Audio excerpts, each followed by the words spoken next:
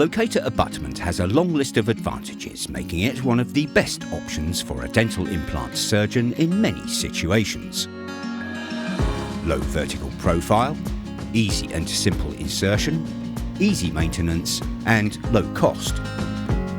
However, there's a well-known problem. This kind of abutment only works with perfectly parallel implants.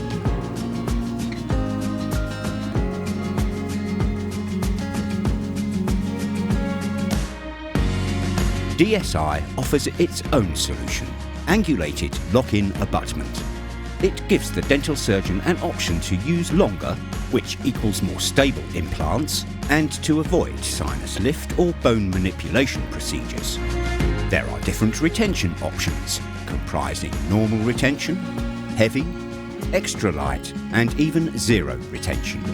Combined with the lengthy range of silicone inserts, it is possible to correct implant angulation as much as 74 degrees.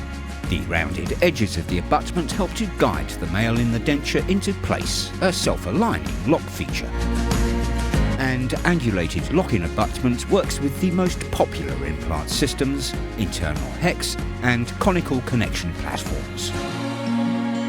Angulated Loc-In Abutment.